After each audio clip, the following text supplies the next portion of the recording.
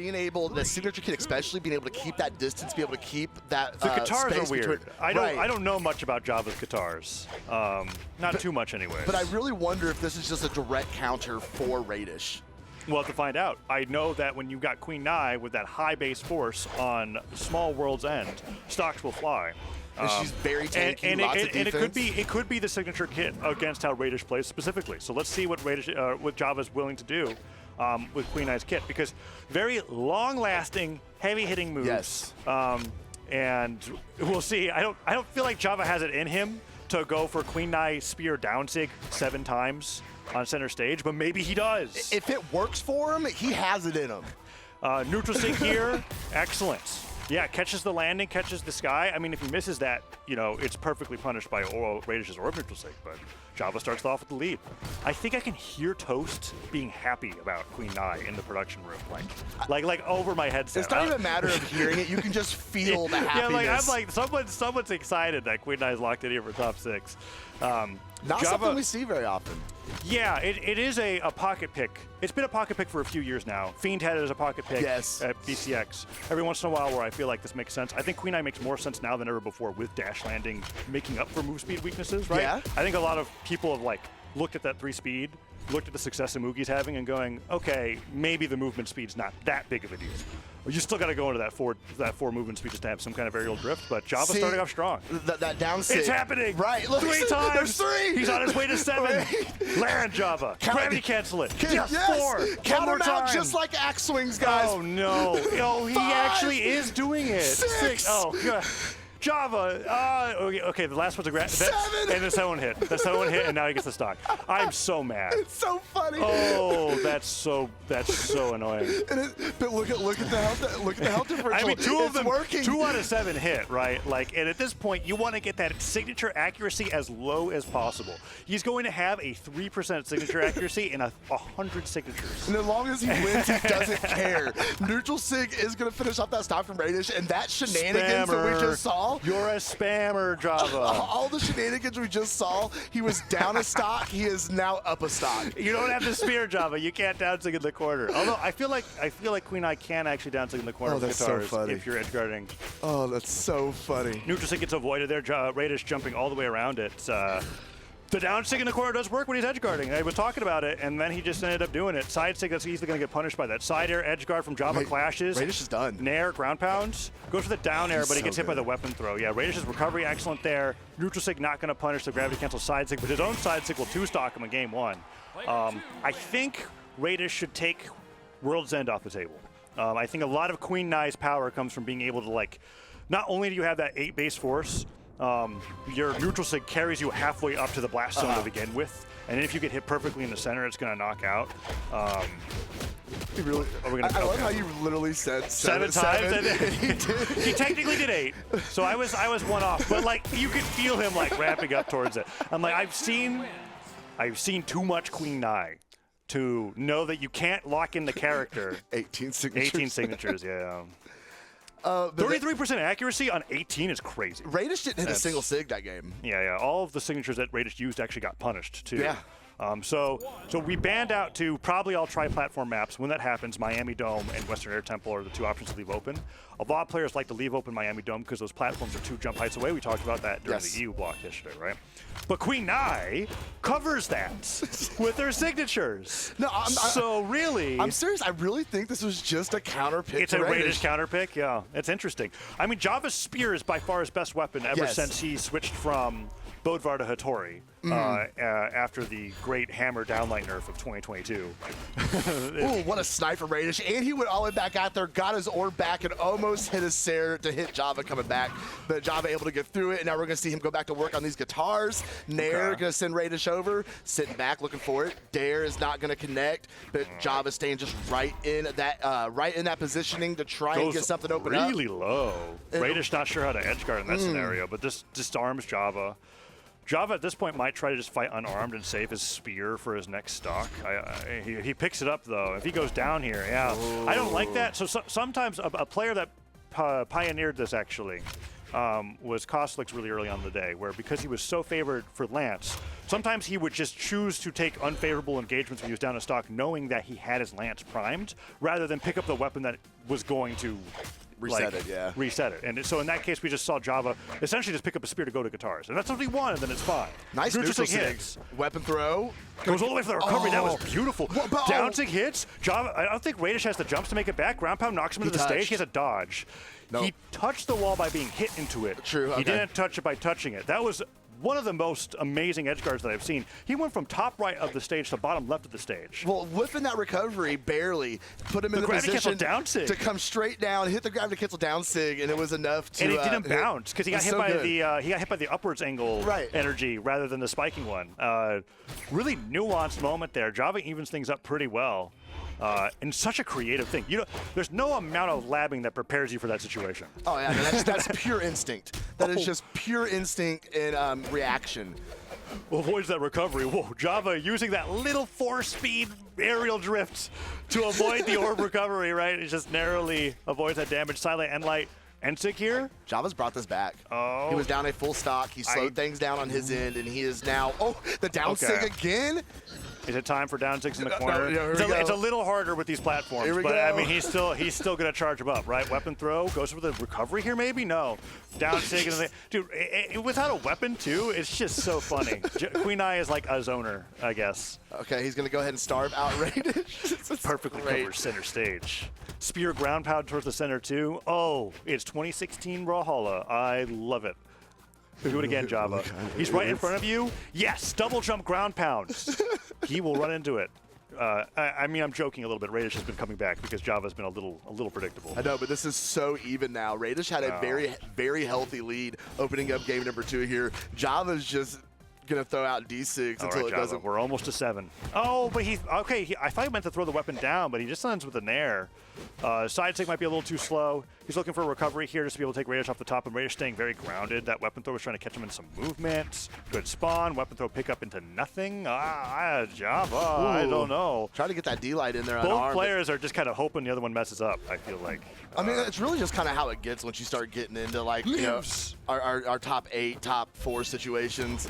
Where Still living. It's literally just capitalizing on micro mistakes that the other player makes. Oh, what a dare. Finally, Java goes down 4 minutes into the game. That was a long stop. Hey, I'll tell you what, though. They are on good pace. I'm impressed. Yeah. It's, okay, this is huge. Raydish tries to take Java all the way to the left side of the corner. Java not doing so hot here on this last stock. Has had Raydish one hit away for a while. Yeah. Just can't get anything to connect against this Red Raptor. Don't downsig again. It's not. He's learned his lesson. You get one. You get one a game. Okay. Nice, sir. Evens it up. 1-1. That damage is negligible. It's Queen Nye. That's facts, actually. This is super close. Java definitely wants to not give any momentum to Raydish at this point. Raydish is one of those players, you give him an inch, he will take a mile, and you do not want to give him an opportunity to switch his back in his favor. Raydish, though, his edge guards are impeccable. One of the best players in the game when it comes to edge guarding, in my opinion. He cidered like 3 times. He was counting the jumps, too. Yeah, you were talking about his edge guards there. Part of what made that edge guard pretty good was that he was like, okay, I don't think I can take the stock just yet, so I'm going to count your jumps and stare you every time you come back to the stage.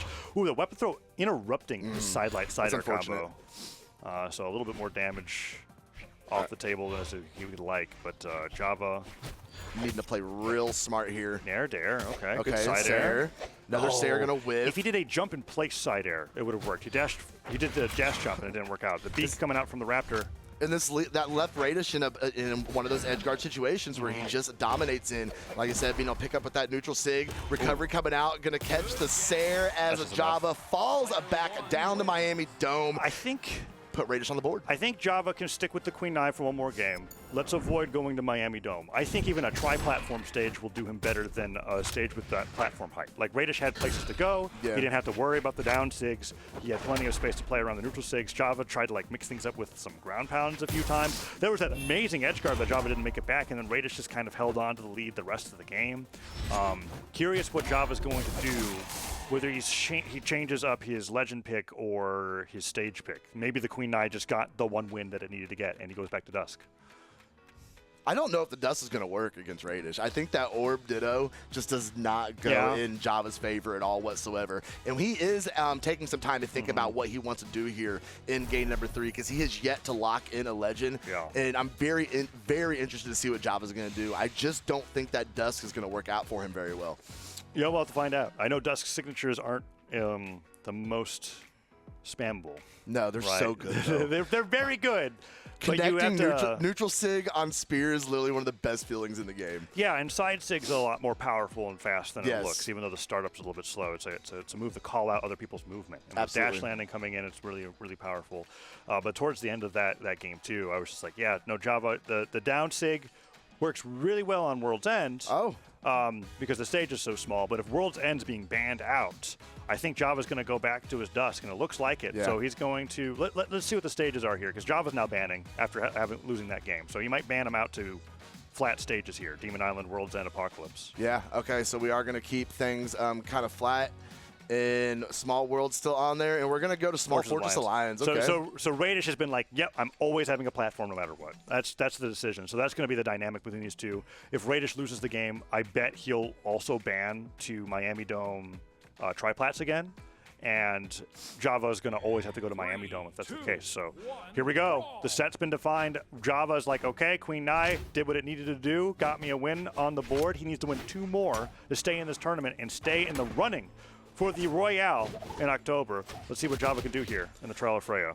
While Bloom Boy is sitting at home praying for his downfall. Yeah, he's looking at anime and Java and like, please lose. Just lose. He could do something funny, which is put all of his channel points on Java and anime winning, so at least he gets something. Right? Like, if they lose, he loses his channel points, but he gets the qualifying That's spot. a real crappy consolation prize, bro. Twitch.tv/Brawlhalla channel points is not an amazing consolation prize? Not when it's a trip to Atlanta. I guess so. You and I have different values, Slow-Mo. Apparently.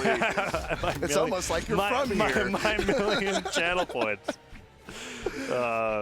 Java's not starting off so strong here in Game 3. No, he's and here's the edge guards that you're talking about from Raydish. Very patient. It's something I always point out, because he is one of the best players in the game. But some of that neutral stick, I love it. I forgot that reached on that platform. Yeah. Oh, it's so good. I might play a little bit of Dusk. Yeah. It's so good. Yeah, Miami Dome, not so great for that. But here on Fortress of Lions, yes. I wonder if that was a tactical ban to this stage too, because when you do this like flat stage ban out, you choose between APOC and Fortress of Lions. And he might just be able to play around that platform a little bit better. You're basically choosing, do I want them to go under the stage or not? That's like what you're choosing between the two. Gets that weapon throw down, Java can't make it back. Oh, that was huge from Raydish. That's really cool too, because that's the one area Orb can't cover. Was that without ground pound? It can't immediately cover directly below you. You can't do like a sword down air. No, you have to be off to the side to be able to hit those dares. He used the weapon throw just to exchange it for a jump, a resource from Java, and that was enough. And then Raydish gets the edge guard there. Beautifully played. All right, we are going to settle back down to neutral, and this is looking a little more like the Java Raydish sets I have seen in the past. Some may call it passive. I call it patient. And especially, I mean, these two players, I mean, you think how many matches, honestly, in ranked and everything else, how many times you guys think these guys have played each other? I don't know how much they encounter each other in ranked, right? It's not like there's the new heads in EU, like Bamia and Rain, who are like probably have 100 ranked sets between each other. Yeah. But there are some players in North America that do most of their grinding in scrims, right? Sure. Or in friendlies. So it'd be interesting to see what their ranked head-to-head actually is, but I know competitively they've been playing for years. Oh, yeah, and I'm pretty sure Raydish, even though it said 0-0, I'm pretty sure Raydish has definitely the advantage in that set history. Java coming off stage. Sair, as he falls down to the bottom of the stage. Raydish coming up with the recovery. Java going to slither his way right underneath it. Oh, nice dodge on the sidelight, but then Raydish comes right in afterwards, catches the landing. So much damage going on to Java's Dusk. Side sig, and that's a great, it's reminiscent of Koji side sig, where you, on the bow, you put up the charge, people react to the startup, and then you hold it a little bit and you go for the side sig. That was popularized by Noel first, because there's not too many characters that have that little 1-2 where if you charge a little bit, you get a delay, and Java catches Raydish off guard for that, takes the stock. Well played, and he could possibly take the game as well. It's going to come down to the wire here, like these guys always do. We are completely pretty much even up on the final stock. Raydish staying on the ground, looking for a landing to catch from Java. Java going to be able to come back down, get into neutral. But Raydish going to work with the sidelight Sair. He's going to pressure off stage, sidelight Sair, and that's going to get it done. Yeah. Raydish going up a 2-1, putting Java on his tournament stock, and Bloom Boy is cheering at home. I'm curious what Raydish's stage bans are. I think it's Triplats in the Miami Dome. We'll find out in a little bit. And that game was also, while it was close, it was reliant on Java hitting his signatures. It was a neutral sig knockout into a side sig knockout. And then when that wasn't happening, Raydish was just kind of getting the upper hand against Java in neutral. This edge guard coming through, dash, really nice job dash landing, getting that side light into sider to be able to get that edge guard. I wonder what Java's going to do here for this match point game. He's got to win 2 in a row to stay in the running. The Queen Nai is an option. Dusk is an option. Hattori is technically an option, but I don't know how much he's been playing it for a while. I think as long as it's a Spear Legend, it's got a good shot. We will definitely see Spear. We can pretty much guarantee that. And then we'll be able to see this time how Raydish's bans come out when he's in that position from winning a game. Very curious about this as we're just waiting for Java to be the legend. Because Java is definitely thinking right now, and this legend selection is going to play a big part in how the rest of the set goes. And Java knows that. He knows what the situation is. He knows what he is stacked up against. And I mean, he's still, at the end of the day, he is still fighting for that Royale spot. Fighting for the Royale spot, fighting for the championship for the Trial of Freya as well. Essentially one and the same. Because even if he got second, he'd still have to fight that tiebreaker. And now he's at match point, so it's going to be the Dusk. Let's see what the stages look like coming out from Raydish. I think it's all flat maps banned out. Let's see here. We've got it right behind us. It's always interesting when we've got players that like agree to one stage every single game. Like we talked about this yesterday too. And then you've got 2 players that are just kind of absolute opposite philosophies. So Java banning out Fortress of Lions. What else have we got? I didn't think it was supposed to be Java banning, but here we go. All right, there goes Small Terminus. Okay, I think we're going to go to APOC this time. I think he might, yeah. Yeah, Raydish is not going to want to go to flat stages. Okay. So that was just the mix-up. He was like, okay, Fortress of Lions, we changed something. APOC's going to come in here for the match point game. And if he gets this win, we'll be able to see if Java brings back the Queen Nai or stays on Dusk for the rest of the set. Here we go. This is Java's qualifier match, essentially. Game number 4. Apocalypse it is. And Raydish is going to be the first one to get that weapon drop, and the boots are already kicking as he's trying to get a starter here on Java, but Java D-Light into Sair. Backing up, keeping the distance out of the attack range of those boots, playing smart here to open up. Both these guys just now in yellow, pretty much trading hits at this point. Exclamation points coming out from Java. Raydish now has that orb in hand, but Java, great combo, finishing up with the Nair, trying back out with the Sair, but could not get the connection on Raydish, even though the sweat beads were flying. Ooh, sidelight trying to catch Java at the very edge of the stage, and those exclamation points are going to be coming sooner and sooner as Raydish keeps waiting them out. Good punish on the side sig. Sidelight comes through, gravity cancel end sig gets punished, and that's a big punish. Raydish knowing that dodge was gone. Java sweats back to the stage. Still even on damage. Neutral sig gonna get punished.